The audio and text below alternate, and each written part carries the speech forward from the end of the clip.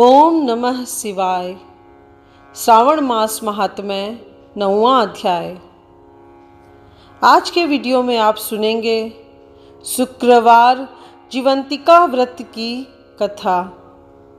ईश्वर बोले, हे सनत कुमार, इसके बाद अब मैं शुक्रवार व्रत का आख्यान कहूँगा, जिसे सुनकर मनुष्य संपूर्ण आपदा से मुक्त हो जाता है। लोग इससे संबंधित एक प्राचीन इतिहास का वर्णन करते हैं। पांड्य वंश में उत्पन्न एक सुशील नामक राजा था।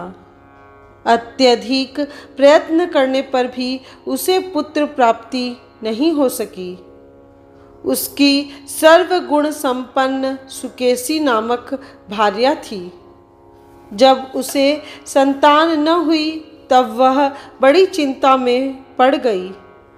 तब स्त्री स्वभाव के कारण अति साहस युक्त मन वाली उसने मासिक धर्म के समय प्रत्येक महीने में वस्त्र के टुकड़ों को अपने उदर पर बांधकर उदर को बड़ा बना लिया और अपनी प्रसूति का अनुकरण करने वाली किसी अन्य गर्भिणी स्त्री को ढूंढने लगी। भावी देवयोग से उसके पुरोहित की पत्नी गर्भिणी थी। तब कपट करने वाली राजा की पत्नी ने किसी प्रसव कराने वाली को इस कार्य में लगा दिया और उसे एकांत में बहुत धन देकर वह रानी चली गई। उसके बाद रानी को गर्भिणी जानकर राजा ने उसका पुंसवन और अनवलोभन संस्कार किया। 8वां महीना होने पर सीमंतोन्नयन संस्कार के समय राजा अत्यंत हर्षित हुए। इसके बाद उस पुरोहित पत्नी का प्रसव काल सुनकर वह रानी भी उसी के समान सभी प्रसव संबंधी चेष्टाएं करने लगी। पुरोहित की पत्नी चूंकि पहली बार गर्भवती थी, अतः प्रसूति कार्य के प्रति वह अनभिज्ञ थी और केवल प्रसव कराने वाली दाई के ही कहने में स्थित थी। तब उस दाई ने पुरोहित पत्नी के साथ छल करते हुए उसके नेत्रों पर पट्टी बांध दी और प्रसव के समय उसके पैदा हुए पुत्र को किसी के हाथ से रानी के पास पहुंचा दिया। इस बात को कोई भी नहीं जान सका। उसके बाद रानी ने उस पुत्र को लेकर यह घोषित कर दिया कि मुझे पुत्र रत्न की प्राप्ति हुई है। इन सब के बाद दाई ने पुरोहित की पत्नी के आंखों की पट्टी खोल दी। दाई अपने साथ मांस का एक पिंड लाई थी और उसने वह उसे दिखा दिया। फिर उसके सामने आश्चर्य तथा दुख प्रकट करने लगी कि यह कैसा अनिष्ट हो गया और कहने लगी कि अपने पुरोहित पति से इसकी शांति जरूर करवा लेना। कहने लगी कि संतान नहीं हुई, कोई बात नहीं, पर तुम जीवित हो, यह अच्छी बात है। इस पर पुरोहित पत्नी को अपने प्रसव के स्पर्श चिंतन से बहुत संदेह हुआ। ईश्वर बोले, राजा ने पुत्र जन्म का समाचार सुन जातक कर्म संस्कार कराया और ब्राह्मणों को हाथी, घोड़े तथा रथ आदि प्रदान किए। राजा ने कारागार में पड़े सभी कैदियों को प्रसन्नतापूर्वक मुक्त करा दिया। उसके बाद राजा ने सूतक के अंत में नामकर्म तथा अन्य सभी संस्कार किए। उन्होंने पुत्र का नाम प्रियव्रत रखा।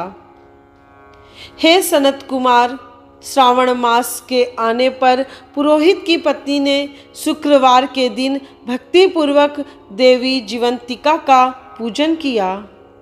दीवार पर अनेक बालकों सहित देवी जीवंतिका की मूर्ति लिखकर पुष्प तथा माला से उनकी पूजा करके गौधूम की पीठी के बनाए गए 5 दीपक उनके सम्मुख उसने जलाए और स्वयं भी गौधूम का चूर्ण भक्षण किया और उनकी मूर्ति पर चावल फेंका और कहा, हे जीवंती, हे करुणान्वे, जहाँ भी मेरा पुत्र विद्यमान हो आप उसकी रक्षा करना। यह प्रार्थना करके उसने कथा सुनकर यथाविधि नमस्कार किया। तब जीवंतिका की कृपा से वह बालक दीर्घायु हो गया और वे देवी उसकी माता की श्रद्धा भक्ति के कारण दिन रात उस बालक की रक्षा करने लगी। इस प्रकार कुछ समय बीतने पर राजा की मृत्यु हो गई। तब प्रीत भक्त उनके पुत्र ने उनकी पारलौकिक क्रिया संपन्न की। इसके बाद मंत्रियों तथा पुरोहितों ने प्रियव्रत को राज्य पर अभिषिक्त किया। तब कुछ वर्षों तक प्रजा का पालन करके तथा राज्य भोग कर वह पितरों के ऋण से मुक्ति के लिए गया जाने की तैयारी करने लगा। राज्य का भार वृद्ध मंत्रियों पर भक्तिपूर्वक सौंपकर और स्वयं के राजा होने का भाव त्याग कर उसने कार्पटिक का भेष धारण कर लिया और गया के लिए प्रस्थान किया। मार्ग में किसी नगर में किसी गृहस्थ के घर में उन्होंने निवास किया। उस समय उस गृहस्थ की पत्नी को प्रसव हुआ था। इसके पहले षष्ठी देवी ने उसके 5 पुत्रों को उत्पन्न होने के 5वें दिन मार दिया था। यह राजा भी उस समय 5वें दिन ही वहां गया हुआ था। रात में राजा के सो जाने पर उस बच्चे को ले जाने के लिए षष्ठी देवी आई। जीवंतिका देवी ने उस षष्ठी देवी को यह कहकर रोका कि राजा को लांघ कर मत जाओ। तब जीवंतिका के रोकने पर वह षष्ठी जैसी आई थी वह वैसे ही चली गई। इस प्रकार उस गृह स्वामी ने उस बालक को 5वें दिन जीवित रूप में प्राप्त किया। ये लोग इतने प्रभाव वाले हैं, यह देखकर उस गृहस्थ ने राजा से प्रार्थना की, हे राजन, आपका निवास आज के दिन मेरे ही घर में हो। हे प्रभो, आपकी कृपा से मेरा यह छठा पुत्र जीवित रह गया है। उसके इस प्रकार प्रार्थना करने पर करुणानिधि उस राजा ने कहा कि मुझे तो गया जाना है। तब राजा गया के लिए प्रस्थान कर गए। वहाँ पिंडदान करते समय विष्णुपद वेदी पर कुछ अद्भुत घटना हुई। उस पिंड को ग्रहण करने के लिए 2 हाथ निकलकर आए। तब महान विस्मय युक्त राजा संशय में पड़ गए और पुनः पिंडदान कराने वाले ब्राह्मण के कहने पर उन्होंने विष्णु पद पर पिंड रख दिया। इसके बाद उन्होंने किसी ज्ञानी तथा सत्यवादी ब्राह्मण से इस विषय में पूछा। तब उस ब्राह्मण ने उससे कहा, ये दोनों हाथ आपके पितर के थे। इसमें संदेह हो तो घर जाकर अपनी माता से पूछ लीजिए, वह बता देंगी। तब राजा चिंतित तथा दुखी हुए और मन में अनेक बातें सोचने विचारने लगे। वे यात्रा करके पुनः वहां गए जहां वह बालक जीवित हुआ था। उस समय भी उस स्त्री को पुत्र उत्पन्न हुआ था और वह उसका 5वां दिन था। वह जो दूसरा पुत्र हुआ था उसे लेने रात में फिर वही षष्ठी देवी आई। तब जीवंतिका के दोबारा रोके जाने पर उस षष्ठी देवी ने उनसे कहा, इसका ऐसा क्या कृत्य है, अथवा क्या इसकी माता तुम्हारा व्रत करती है? जो तुम रात दिन इसकी रक्षा करती हो। तब षष्ठी का यह वचन सुनकर जीवंती ने धीरे से मुस्कुराकर इसका सारा कारण बताया। उस समय राजा शयन का बहाना बनाकर वास्तविकता जानने के लिए जाग रहा था। अतः उन्होंने जीवंती और षष्ठी दोनों की बातचीत सुन ली। जीवंती ने कहा, हे षष्ठी, श्रावण मास में शुक्रवार को इसकी माता मेरी पूजन में रत रहती है और व्रत के संपूर्ण नियम का पालन करती है। वह सब मैं आपको बताती हूँ। वह हरे रंग का वस्त्र तथा कंचुकी नहीं पहनती और हाथ में उस रंग की चूड़ी भी नहीं धारण करती। वह चावल के धोने के जल को कभी नहीं लांघती, हरे पत्तों के मंडप के नीचे नहीं जाती और हरे वर्ण का होने के कारण करेले का साग भी नहीं खाती। यह सब वह मेरी प्रसन्नता के लिए करती है, अतः मैं उसके पुत्र को किसी को मारने नहीं दूंगी। यह सब सुनकर राजा प्रियव्रत अपने नगर को चले गए। उनके देश के सभी नागरिक स्वागत के लिए आए।